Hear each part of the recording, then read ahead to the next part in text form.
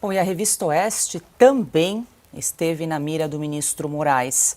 Num trecho das conversas divulgadas pelo jornal Folha de São Paulo, o juiz instrutor do gabinete de Alexandre de Moraes no STF, Ayrton Vieira, pede para o perito criminal Eduardo Talhaferro usar a criatividade contra a Revista Oeste.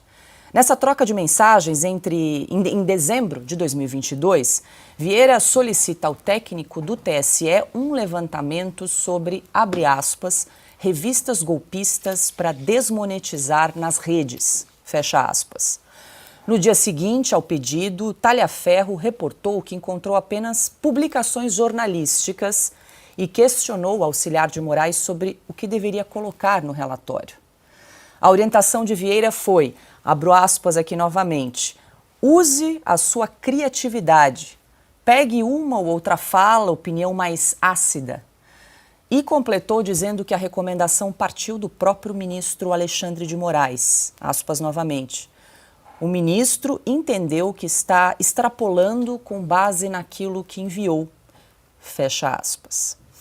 Bom, vale lembrar que menos de um mês depois dessa troca de mensagens que nós estamos exibindo aqui na tela e que foi divulgada pela Folha, a Revista Oeste recebeu da plataforma YouTube a informação de que o seu canal havia sido desmonetizado. O motivo? Publicação de conteúdo nocivo. No entanto, em momento algum, a plataforma informou que espécie, que tipo de conteúdo foi considerado nocivo e nem por quem. Augusto Nunes, muito boa noite, seja bem-vindo. Olha só, até a Revista Oeste escreveu um editorial que foi publicado no site, eu vou ler daqui a pouquinho um trecho, mas antes eu quero ouvi-lo porque, claro, você faz parte aqui do Conselho Editorial da Revista Oeste, né, Augusto? E nós fomos citados nessa troca de mensagens, algo bastante grave de como o ministro de alguma forma tentou não, né? Asfixiar financeiramente a Revista Oeste com a desmonetização do nosso canal. Ficamos 1 ano e 3 meses exibindo aqui Oeste Sem Filtro, sem receber um tostão da plataforma, porque havíamos sido desmonetizados sem uma explicação. E é por isso que já falamos aqui várias vezes, é importante reforçar, Augusto, que a assinatura é tão importante para nós, porque ela que nos manteve de pé, a assinatura de cada um de vocês que está aí acompanhando o Oeste Sem Filtro nesse período em que nós ficamos desmonetizados pela plataforma. Muito boa noite. Daqui a pouco eu leio um trechinho do editorial que está disponível no site revistaoeste.com. E o YouTube não informou que o ministro Alexandre de Moraes era o responsável por isso. Preferiu assumir a culpa, né, pela omissão. Não disse nada, então teria de ser o próprio YouTube. Publicou anúncios durante todo esse tempo, né, sem que a Oeste recebesse a parte que a que tem direito, né, e isso é que aconteceu. Eu sugiro a você, Paulo, primeiro, boa noite, meu amigo Piotr, nossa chefe, Paula, meu irmão Silvio, boa noite a você que nos acompanha. Posso te sugerir que você leia a resposta da Revista Oeste? Claro. Porque aí me dispensa de explicar algumas coisas. Tá, eu vou ler um trecho aqui, a gente até exibe porque quem quiser pode acompanhar também no nosso site. A verdade prevaleceu. A divulgação de mensagens trocadas entre Alexandre de Moraes, assessores e funcionários do TSE provam que o Oeste estava certa. Então, no editorial, eles explicam mais ou menos essa troca de mensagens que nós exibimos aqui no programa anteriormente, com assessores aí do ministro Moraes, e aí nós dizemos o seguinte, aspas, a desmonetização, as constantes ameaças e as frequentes acusações que aludem a fake news não impediram que continuássemos lutando o bom combate. Como demonstram as capas da revista, não recuamos 1 milímetro, não contornamos um único assunto e sempre nos ativemos aos fatos.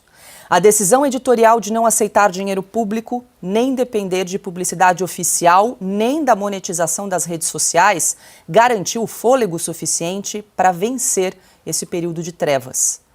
O Oeste sobreviveu graças aos seus assinantes.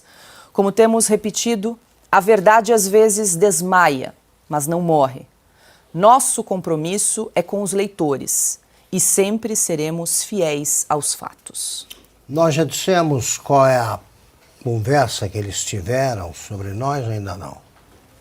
Não, tá aí na tela, a gente teve essa troca, pediram até para usar criatividade no caso da Oeste. A gente pode até trazer de novo, que eu acho que vale a pena, Augusto, para você comentar. Vale sim. Perfeito. Pedir para a produção, porque a gente fez aqui a gente colocou numa tela a troca de mensagens entre o juiz assessor Ayrton Vieira e também o perito criminal, o Eduardo Talhaferro. Temos aí, para a gente começar, como é que funcionou ali naquele grupo Inquéritos, está aí, ó, em 6 de dezembro de 2022, o juiz assessor Ayrton Vieira diz o seguinte: vamos levantar todas essas revistas golpistas para desmonetizar nas redes. Ele falando com Eduardo Talhaferro. Perfeito. Na sequência, na próxima página aqui. Aí o Eduardo responde, só tem publicações sobre a Oeste, só tem publicações jornalísticas. Não estão falando nada. O que devo fazer? Pede orientação, então, para o Ayrton Vieira. Na sequência, o Ayrton responde: use a sua criatividade. Risos. Pegue uma ou outra fala, opinião mais ácida e 3 pontinhos. O ministro Alexandre de Moraes entendeu que está extrapolando com base naquilo e enviou 3 pontinhos. Essa seria a troca de mensagens, então, revelada pela Folha, Augusto, entre 6 e 7 de dezembro de 2022, envolvendo a publicação da Revista Oeste. Tom arbitrário, debochado, sim.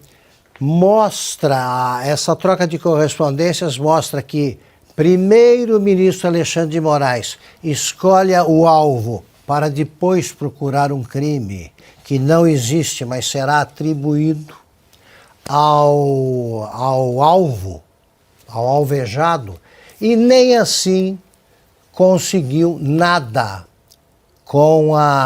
nada que incriminasse, mesmo aos olhos dele, a Revista Oeste. Então esse tipo de diálogo vale como condecoração para a revista, que não recuou. Continuamos falando, sim. Não contornamos nenhum assunto e não tivemos medo. Fizemos comentários ácidos, sempre que necessário. E não contornamos nenhuma das decisões. Todas as que mereceram críticas foram criticadas. Escrevemos as palavras certas. Não procuramos eufemismos. Então a revista cumpriu o compromisso assumido com os nossos leitores, nós cumprimos aqui o compromisso com os espectadores e vencemos, apesar do papel desempenhado por essa gente aí e também, no caso, pela plataforma. Nós não conseguíamos saber, né? Os anúncios continuaram sendo publicados. Nós não recebemos nada e não sabíamos do que éramos acusados. Está aí a acusação. Dissemos a verdade. Num momento em que prevalece a mentira, a fábrica de fake news está no Supremo e é liderada, né, ou gerenciada pelo ministro Alexandre de Moraes. Agora vejam o deboche. Use a sua criatividade para condenar alguém, todos nós. E aí foi reafirmado aí o que dissemos aqui tantas vezes: dependemos exclusivamente de vocês, dos assinantes. Se não fosse por vocês, a revista estaria fechada. Mas não temos nada a ver com publicidade oficial, não dependemos disso, não dependemos de troca de favores e sobrevivemos porque os assinantes mostraram a mesma coragem que a gente tem o dever de exibir aí diante de casos assim. E continuaremos falando tudo, sobretudo agora em que a farsa começa a ser desmontada. O caso da Oeste mostra que a verdade, né, como repetimos outra vez, a verdade às vezes ela desmaia, às vezes parece até agonizante, mas não morre e volta como está voltando agora. Então é preciso registrar o papel fundamental, a vitória obtida por vocês contra a ditadura do judiciário. Os assinantes impediram permitiram que a revista sobrevivesse e bem. E para desgosto, desconsolo dos que acham que tudo podem, estamos aqui para comentar agora o pesadelo que eles começam a viver. Isso é conversa entre juízes, um juiz dizendo para o outro funcionário ali que não deveria estar fazendo o que fez, porque é o Alexandre de Moraes pedindo que seja enviado por um outro órgão um texto que ele diz como ele dita o teor do texto, ele finge que recebe uma denúncia do TSE, quando foi ele que formulou a denúncia, escolheu o alvo e aí condena. Quer dizer, a lei é ele, que é o ministro que age o tempo todo fora da lei, há 5 anos. Não adianta o Supremo tentar fugir à realidade. O Alexandre de Moraes perdeu as condições indispensáveis para que alguém seja ministro do Supremo Tribunal Federal. 2 exigências são feitas pela Constituição. Primeira, notável ou notório saber jurídico. Pelo livro, que eu li o livro mais, não sei se existem outros, mas o livro que tornou o Alexandre de Moraes conhecido, é um livro com o título Direito Constitucional, ele parecia ter um razoável saber jurídico, pelo menos em relação à Constituição. Agora está claro que o saber que eventualmente tem é usado para que ele faça o contrário. Mostra que ele desrespeita as leis que conhece. Com esse comportamento, ele não atende mais, depois de ter feito isso, não atende mais à segunda exigência constitucional. Só pode ser ministro do Supremo alguém que tenha reputação ilibada. Se era ilibada, deixou de ser agora. Porque não pode agir assim alguém e continuar a merecer o respeito de quem realmente preza o cumprimento das leis e a obediência à justiça.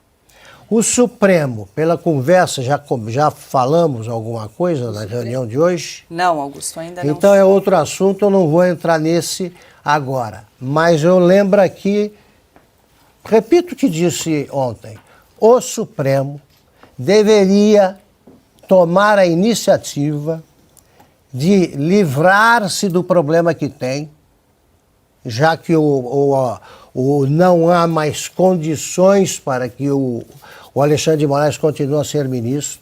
O Supremo deveria livrar-se disso para salvar a instituição, porque outras instituições terão de agir. Perdeu o direito de julgar qualquer caso o ministro Alexandre de Moraes. Ele está tentando agir como se nada tivesse acontecido. Aconteceu sim, e está apenas em seu começo, o maior escândalo judicial que eu já testemunhei em toda a minha vida. Antes mesmo de ser jornalista, eu estou contando essa temporada, né, essa minha passagem pela terra, e eu não vi nada disso, nada parecido. E isso não vai ficar impune.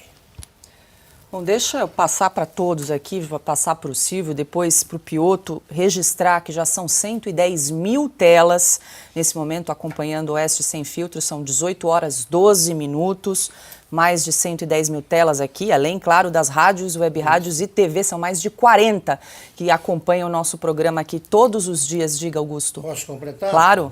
Só isso. Eu acuso o ministro Alexandre de Moraes de ter fabricado provas para condenar pessoas enquadradas em algum inquérito nos quais ele figura como juiz, promotor e vítima, além de julgador dos recursos apresentados pelas vítimas, que são os que as pessoas que ele trata como réus.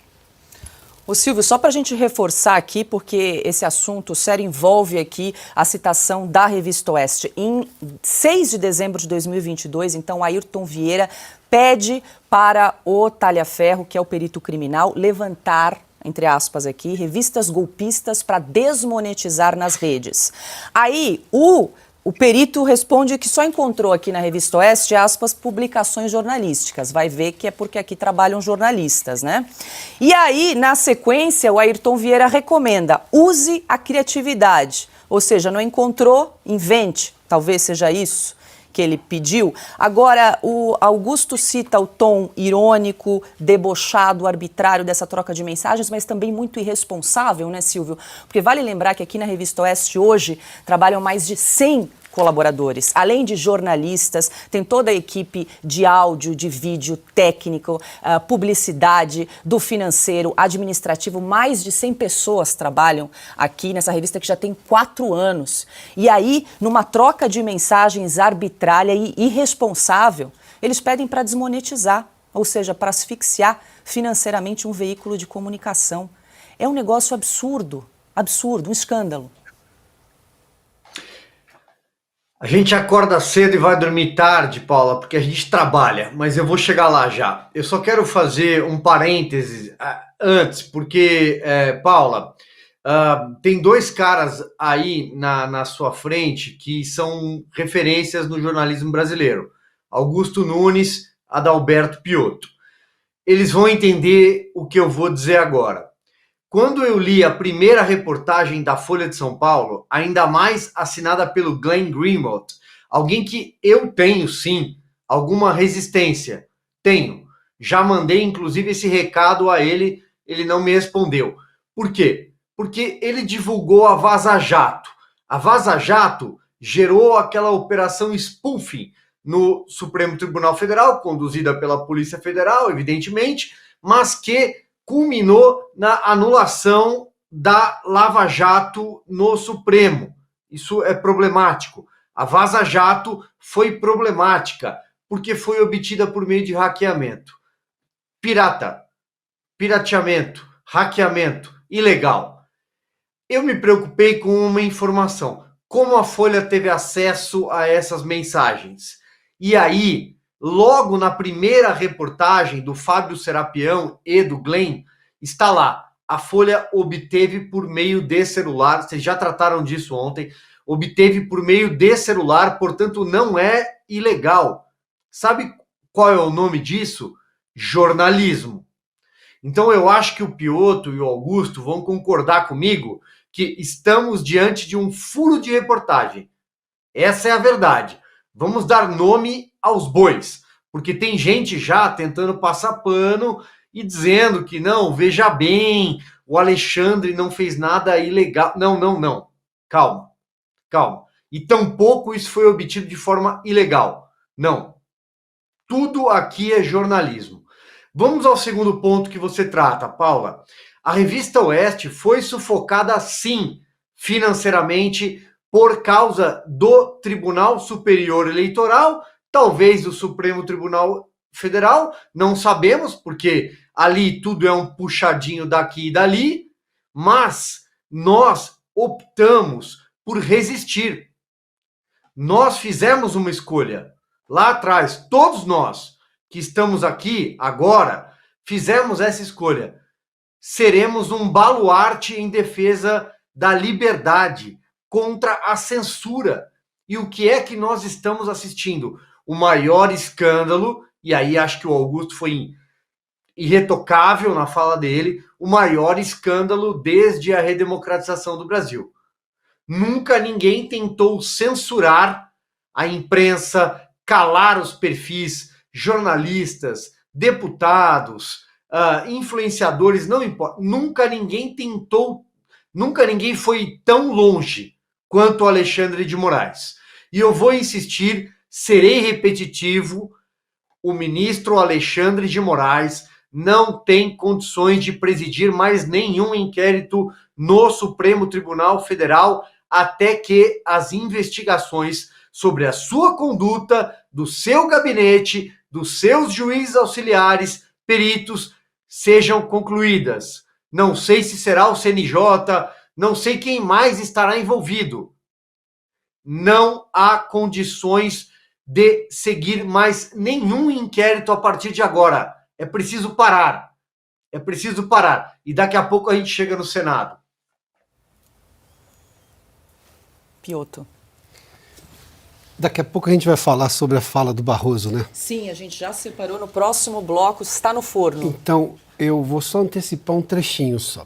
E vou ler aqui esse trecho em que o juiz Ayrton Vieira, que é um desembargador aqui de São Paulo, que está lá como auxiliar no gabinete, é o principal auxiliar do ministro Alexandre de Moraes no Supremo Tribunal Federal, que é exatamente, como o Paulo já trouxe, com quem fala o Eduardo Talhaferro lá no TSE.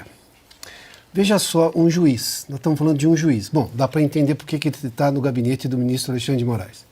Vamos levantar todas essas revistas golpistas. Nossa, ele já condenou, ele já classificou a revista como golpista, mas a acusada de golpe, em jornalismo, quando eu comecei, se aprendia o seguinte: até que haja uma manifestação da justiça, um julgamento, pelo menos em primeira instância, você chama o sujeito de acusado de golpe, acusado de homicídio, acusado de tráfico, chama-se ética jornalística.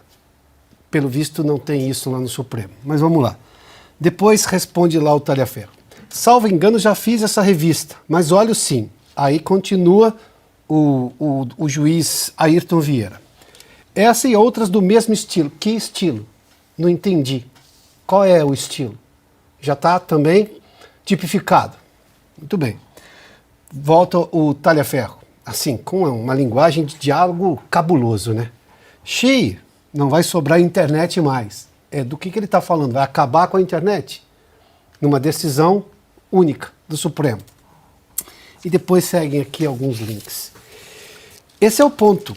Nós estamos falando aqui de um juiz que fala com um perito judicial, criminal, que está na outra corte, já condenando, porque já está condenado.